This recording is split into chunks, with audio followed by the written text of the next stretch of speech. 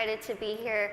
I kind of want to tell you a little bit more of the, I don't want to say basics, because we don't really know anything about my syndrome. I was born with this very, very rare syndrome that only 2 other people in the world, including myself, that we know of, have. Basically, what this syndrome causes is that I cannot gain weight.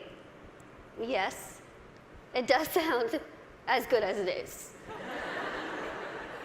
I can eat absolutely whatever I want, whenever I want, and I won't really gain any weight. I'm going to be 25 in March, and I've never weighed over about 64 pounds my entire life. When I was in college, I hid, well, I didn't hide, everyone knew it was there, but it was a giant tub of Twinkies, donuts, chips, Skittles, and my roommate would say, I could hear you at 12:30 reaching under your bed to get food. But I'm like, you know what? It's all right, I can do these things. Because there are benefits to this syndrome. There are benefits to not being able to gain weight. There are benefits to being visually impaired. There are benefits to being kind of really small. A lot of people think, Lizzie, how in the world are you saying there's benefits when you can only see out of one eye? Let me tell you what the benefits are, because they're great. I wear contacts, half off contacts. When I wear my reading glasses, half off prescription.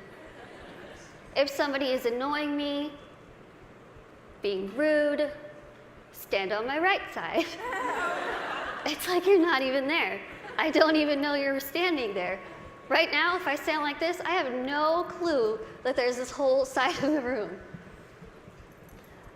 Also, being small, I am very willing to volunteer myself to go to Weight Watchers, go to some gym and say, hi, I'm Lizzie. I will be your poster child. Put my face on whatever you need and I will say, hi, I use this program. Look how well it worked.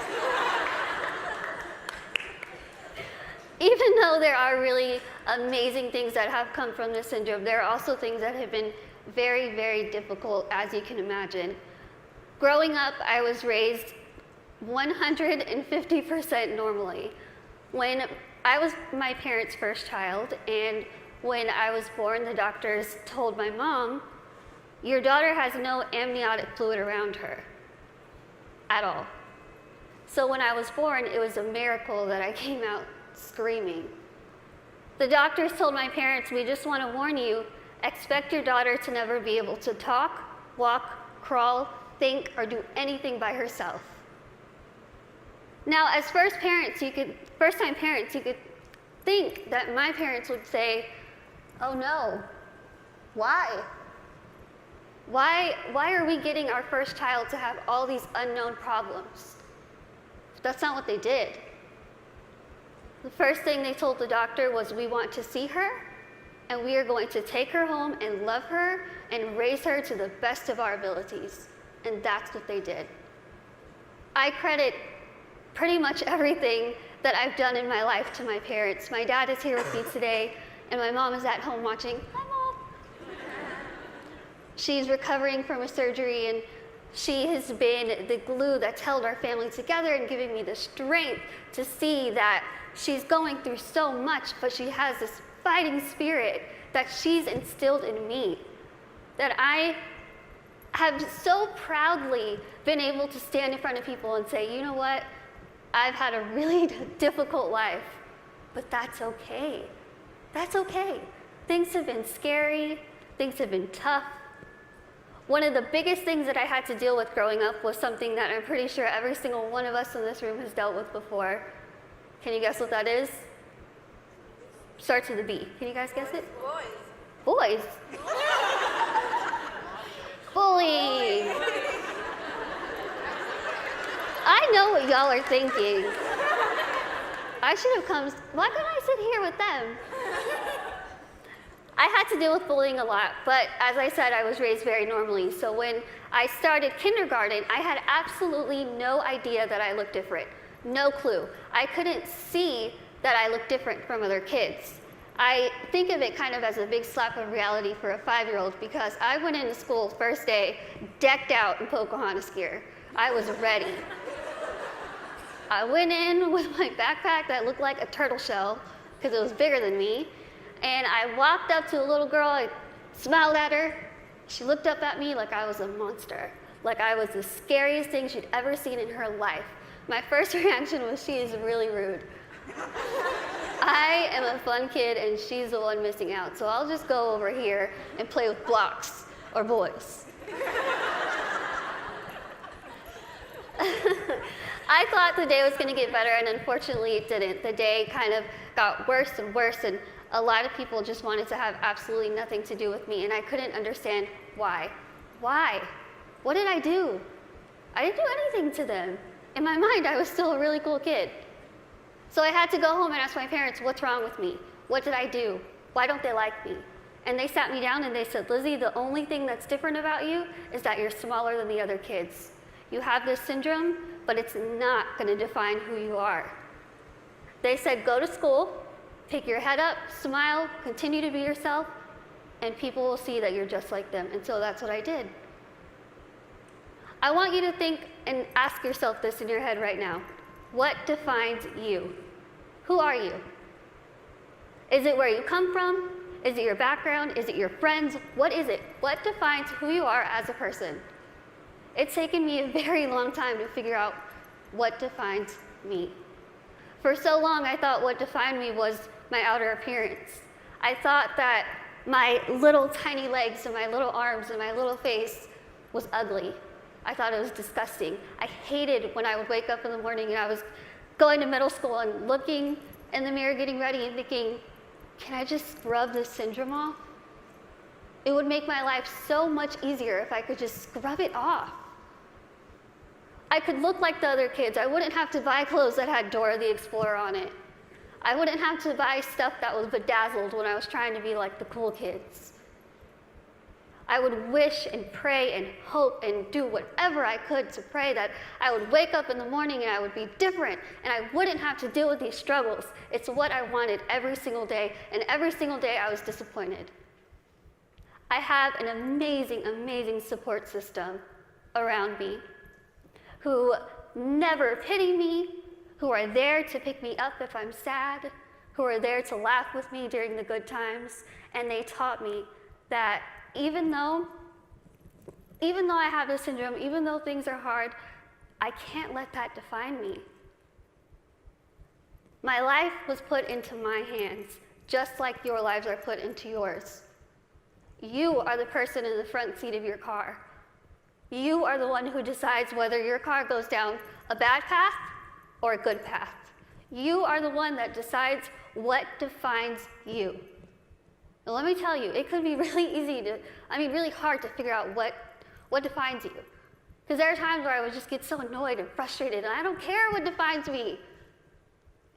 When I was in high school, I found a video, unfortunately, that somebody posted of me, labeling me the world's ugliest woman. There were over 4 million views to this video, 8 seconds long, no sound, thousands of comments. People saying, Lizzie, please just do a world a favor, put a gun to your head and kill yourself. Think about that. If people told you that, strangers told you this. I cried my eyes out, of course, and I was ready to kind of fight back, and something kind of clicked in my head, and I thought, I'm just going to leave it alone.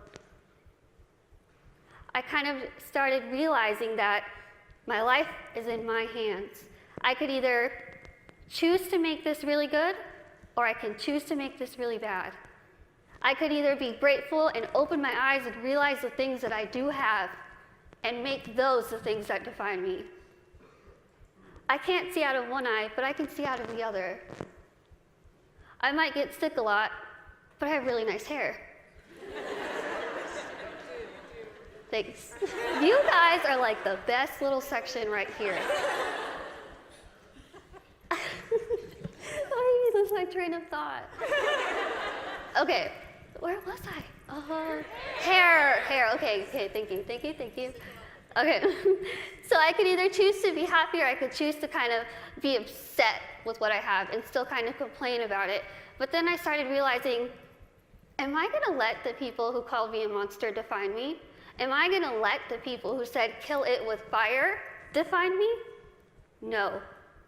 I'm gonna let my goals and my success and my accomplishments be the things that define me, not my outer appearance, not the fact that I'm visually impaired, not the fact that I have this syndrome that nobody knows what it is. So I told myself I'm going to work my butt off and do whatever I could to make myself better, because in my mind, the best way that I could get back at all those people who made fun of me, who teased me, who called me ugly, who called me a monster, was to make myself better and to show them, you know what? Tell me those negative things, I'm going to turn them around, and I'm going to use them as a ladder to climb up to my goals. That's what I did. I told myself I wanted to be a motivational speaker, I want to write a book, graduate college, have my own family, my own career. 8 years later, I'm standing in front of you, still doing motivational speaking. First thing, I accomplished it. I wanted to write a book. In a couple weeks, I will be submitting the manuscript for my third book.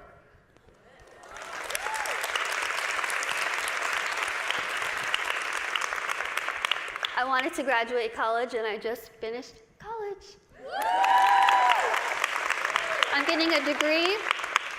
I'm getting a degree in communication studies from Texas State University in San Marcos, and I have a minor in English. I really tried to use real life experience while I was getting my degree, and my professors were not having it. But I wanted to have, lastly, my own family and my own career, and the family part is kind of down the line. My career part, I feel like I'm really doing well with it, considering the fact that when I decided I wanted to be a motivational speaker, I went home, I sat in front of my laptop, went to Google, typed in how to be a motivational speaker. I'm not even joking. I worked my butt off. I used the people who were telling me that I couldn't do this to motivate me. I used their negativity to light my fire to keep going. Use that. Use that. Use that negativity that you have in your life to make yourself better, because I guarantee you, you will win. Now, I want to end with asking you again. I want you to leave here and ask yourself what defines you. But remember, brave starts here. Thank you.